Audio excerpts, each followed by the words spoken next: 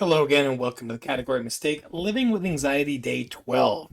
So, today you're going to hear a lot of probably background noise going on because somebody upstairs from me is moving out and it's kind of ruckus going on, but I still want to make sure that I do this video because I've been doing it every day and I don't want to quit today, right? So, yesterday and the day before, I ranted a lot about things like the military, things like church, things like our government, and how they're bringing me anxiety and stress.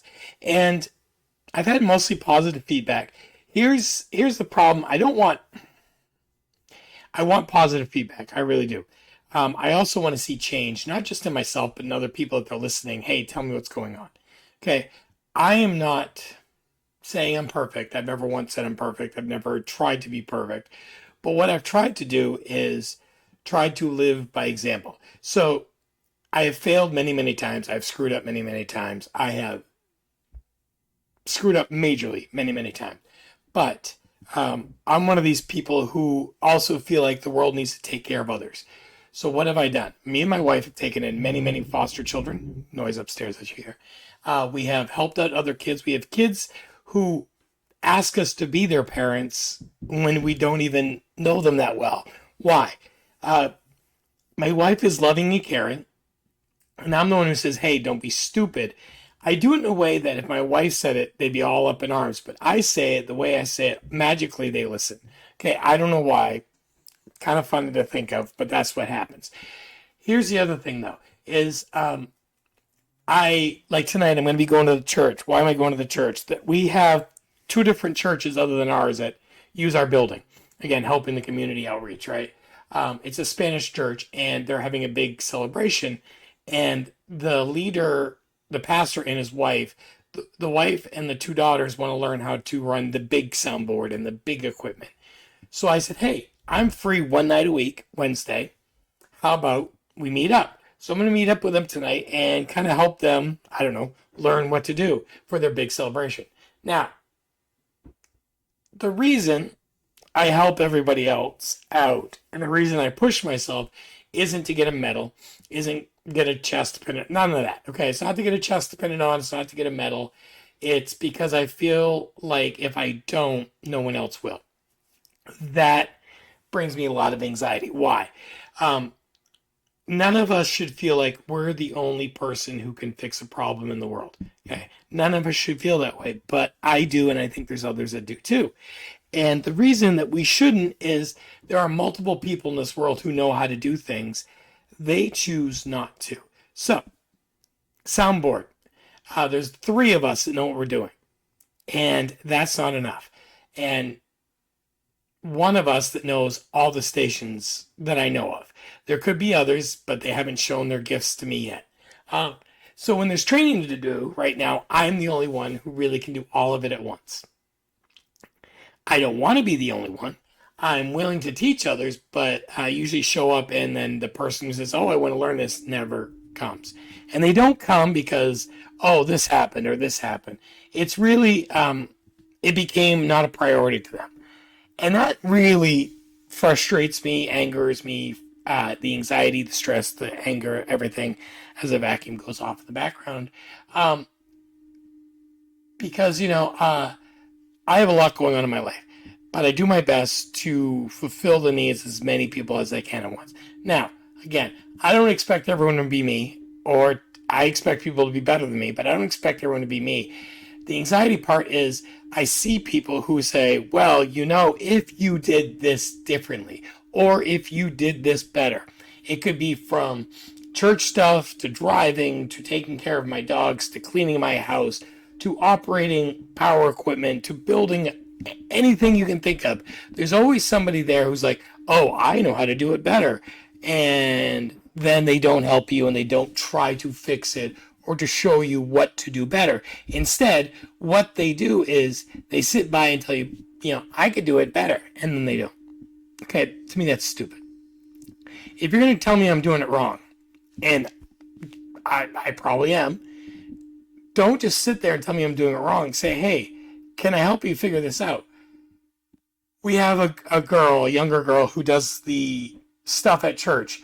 And when she was learning, she learned from two different people. The other woman moved to Colorado. And, her and her husband started their own church, and God forbid she stay here and help me. Joking. But this girl, she wanted to learn. She showed up. She did everything she could. Now, I tease her. I make fun of her. It's, a banter thing. But when she's struggling or she doesn't know something, I don't go, hey, I can do this better. I say, hey, can I show you a shortcut? Or can I show you this? I did that this past Sunday with the other guy that's in the booth. I'm like, hey, look, if you just hit here, boom, it magically appears. I'm not doing it sarcastically. I'm doing it so they learn. I'm willing to show somebody something if they're willing to accept the teaching.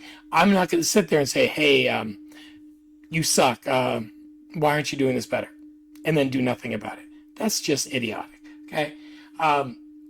My wife's in the alumni band in our town, and their website is atrocious. And I offered to help. Now, I didn't have to. I offered to help. Now, here's the thing with me. I'm getting brain blocked because of everything going on in my life right now. So instead of just killing myself on this website, I'm going to be sending parts of it to a friend of mine who has a little more mental power right now. And with that mental power, maybe, I don't know, we can get this thing looking better. And again, I'm not going to idly sit by and watch people struggle. But if I'm struggling, I'm not going to be like, well, I can do it all by myself. I got to figure out a different way. Okay. And that's what I'm going through right now. A lot of the time, I try to do the whole bootstrap thing, and I'm realizing that just doesn't work. And yesterday, they kind of proved it. So go to the VA. Sit there for hours, do little dot testing. Hey, name animals that start with F, go. Design this puzzle, do this, okay? That is a lot of mental work. Now, before I deployed, my mental status was a lot better, okay? They had a pre and post, and trust me, I was better pre. But I realized yesterday, and even before, but yesterday kind of put that nail in the coffin, as they would say. I am overloaded with mental stuff in my life. I keep going and going, and I can do this, I can do this, I can do this, I can do this. I can't. And I need more help. Now, I'm really bad at asking for help when it comes to things that I think I should just be able to do easily. I'm bad at that. I understand that. So like the website thing, that's a big deal. I'm going to send him that stuff today, actually. And that's stuff because he's better than me, or he's worse than me, or he's got more free. Right now, his brain can handle more than mine can. And if I keep pushing myself over that limit, something more important is going to fall to the side. More important to me is my wife, my family, my children, grandchildren, children who think they're my children. The things I'm doing here, the things I'm doing out in the community, those are more important to me than a website. So I have to choose, and I choose to get help with that. That brings me to the anxiety, stress, frustration of the day. When did we turn into one or the other? So there are millions of people out there who need help all the time. They never try to do anything on their own. It's always, I need help, I need help, I need help, I need help. They never even try to do what they need to do. They just, I quit, I can't do it. And then there's others, the other side, who never asks for help even when they need it, because I got to be a strong, independent, whatever bologna and cheese they say. Okay. What happened to the in-between? Why can't we be a society where, hey, I'm going to do my best. I'm going to try really hard. And if I bomb it or I can't figure it out, I ask for help. And then when I ask for help, the person I'm asking for doesn't give me some condescending crap and just, I don't know, helps. I can be told, hey, you're not doing great on this. I see you're trying, but you're not doing great on this. The next thing I expect to hear is, here's how to do it better. Or here's what you're doing incorrect. I never once gave a test to a student and said, hey, you got a 12 or a 13, Miss Haley. But I'm not going to show you what you did wrong, and I'm not going to teach you anything. No, You get a 13 at the beginning of the year. You hate me. You cry a little. By the end of the year, you get yourself a 97. Why? Because I didn't just say learn it on your own. I don't think I did. I played games. We did relay races to the map. We used a laser pointer. We did all different types of things to teach you the things that you screwed up. What happened to that? What happened to, I don't know, try really hard. Do that dance recital. Do that sermon. Do that talk to people. Do that TED talk. Do this, build a porch, build a deck, build stairs, build a doghouse, build whatever. Try it. Do your best. And you know what? Hey, you tell me I didn't do great. I'm going to do it again. Can you show me what I messed up? Can you kind of give me some pointers? Like I'm doing our deck right now. I'm finishing the railings. I know they're not great. I'm doing my best. And what I've learned is what I can do and can't do. I've reached out to people saying, hey, how would you do this? How would you do this? And that's the best way. Now, over the next probably year, I'll have to fix them, make them, tweak them, make them a little prettier. But I need something safe. That's the first thing. They're safe. They're just not as pretty as I want them to be. They're also level, but they don't look level because our ground is in our house is on level. But that's a whole different animal. Okay. So that's my frustration. When did we stop helping people? When did we stop helping our neighbor? And when did our neighbors stop either trying or when did they start only asking for help and never trying? Or when did they stop asking for help and just don't do it and give up? I know many, many people who have bombed tests, have bombed dance recitals, have bombed a volleyball game, have bombed dancing because I danced on a video. Trust me, not good. But then say, you know what? Never doing it again. I quit. Taking my ball, I'm going home. After a failure. I know a dancer that if she would have, quit the first time she bombed, she wouldn't be dancing. And now, I know probably many, many pastors who did their first sermon and it was horrible. They're still pastors because they kept going at it. You can't be perfect. Okay. Jesus was perfect. One person. Okay. Muhammad wasn't perfect. Gandhi, not perfect. Mother Teresa, not perfect. Richard Mariello, not perfect. Okay. Donald Trump, definitely not perfect. Joe Biden, we don't know what he is. All these people who we put on pedestals aren't perfect. We're human beings. We screw up. We'll lose our faith. We lose our hope. Then we get our hope back. Sometimes our faith comes back. The humans in our lives do dumb things which make us hate them. But then later on in life, we realize maybe they did it for this reason. And I don't know. We don't hate them anymore. That's our big thing. And it frustrates me because I talk to these people still. I talk to people today who will literally won't say, hey, I can't do this. Can you help me? And I see them struggling and I want to help. And I see people every day who it's 7:30 in the morning, they just so woke up. And instead of trying to do something, you just say, nope. My daughter-in-law, I love her. She has been practicing cooking since the day I met this girl. Yesterday, 2 days ago, she's making strawberry syrup from scratch. She's taking her time. She calls me and, hey, I've been doing this for like an hour. What am I missing? What can I do better? That's what I'm talking about. I'm talking about people who say, hey, I've been really pushing hard. How do I fix this? How do I make it better? But we don't. The pride or the lack of pride, the hard work or the lack of hard work, it's just mind numbing. It's mind numbing because it's so easy to fix. Yesterday I talked about how there's 6 million churches and 40 million kids in foster care. How does that work? I was off on my numbers. There's like 8 million churches and almost 50 million kids in foster care. In my life, official foster kids, I think we've had like 12. But we've had many and many other kids who, we had two girls who literally their parents are like, hey, here.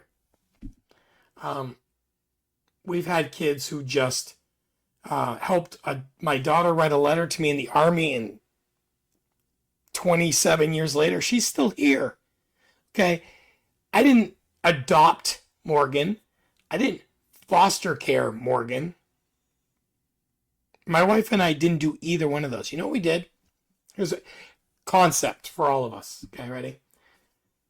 Morgan's life was a little ratchet, I think is what the words we call it today. It was messed up. Okay. Her dad and her mom were not married. Thank God for both for that. I think that would have been even worse. They struggled to see the importance of being there all the time for their daughter, who didn't have a clue what was going on in her life. My daughter goes when she's like 4. Let's see, 1999, yeah, about 4, maybe almost 5.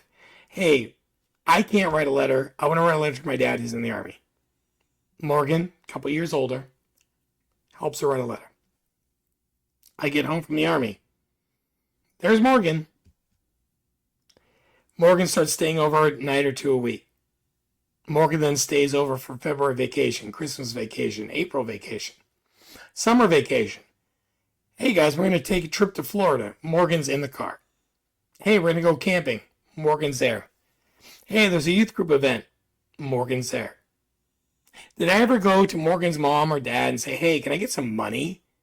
Can I get some help for Morgan? Because, she's here more than she's there. No. Did they offer? No, but I never asked. I didn't ask because I loved Morgan. My wife loved Morgan. And guess what? That's what you do. You love the child, and then you do your best, and you take care of them. That it's simple to me. We had kiddos. We had a person named Shelby who later, was going through some stuff. She's now Brendan. Does that mean I love Shelby / Brendan less? Because, no. When Shelby was Shelby, she was struggling with things. She couldn't figure out why she didn't feel right. Why she didn't understand what was going on. Now, do I understand it? Absolutely not.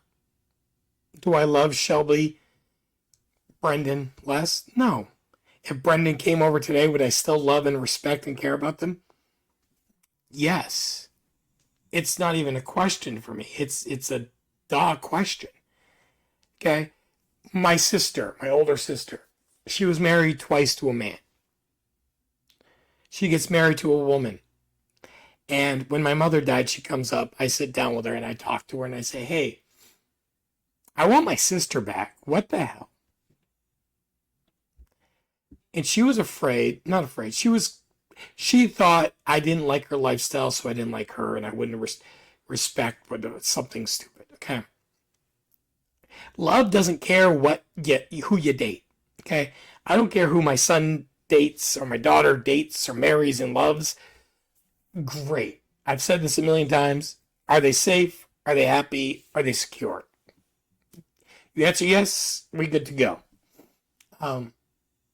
I've had kids who've left, done lots of bad things, come back because they've done lots of bad things and they need help. I've had kids who hate us and never come back. But if those kids showed up tomorrow, it'd be like the prodigals. I'd be like, yes. Morgan left us for a while.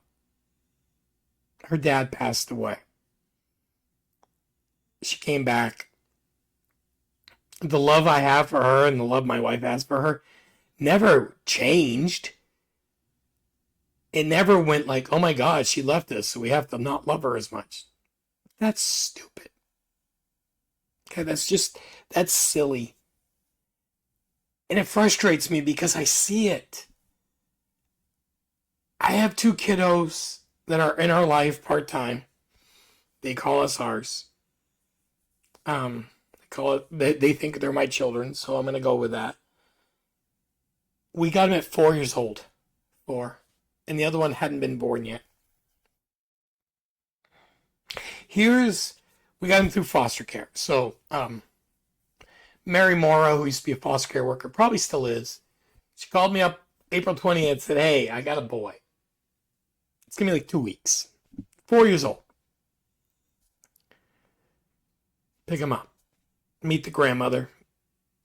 Find out parents' house is a mess. It's a filthy mess. It's really bad. It's dirty. It's grimy. It's slimy. It looks like one of those things on Hoarders. So here's their big thing the parents have to do. They have to take parenting classes and clean their house. April 28th. June 7th, the girl is born. My daughter. She's 13 on Friday. It's freaking crazy. More than 2 weeks later, Mary Morrow calls. Hey, do you want the baby? Well, no, of course we do. How dumb of a question is that? I'm not going to split up a brother and sister. That's just stupid. I'm like, yeah. 3 days old from the hospital, we pick up the baby. Mom and dad have to clean the house and do parenting classes. It's already been 6 weeks. July, August, September. December rolls around. Still, mom and dad have to take parenting classes and clean their house. Here's a funny thing. At that time, that the grandmother who we met, she asked to adopt the kids. Now, we wanted to adopt them, but she was more family, so get it. Don't always like it. I love the lady. She take care of. She's a beautiful lady. And the daughter who her daughter who had these children didn't even care. Go ahead. I have my children, and if someone came in my house and said, hey, you gotta clean your house and take some classes or you lose them, I would be signing up for that. I'd be driving before the class starts. I would just drive there. I would take it.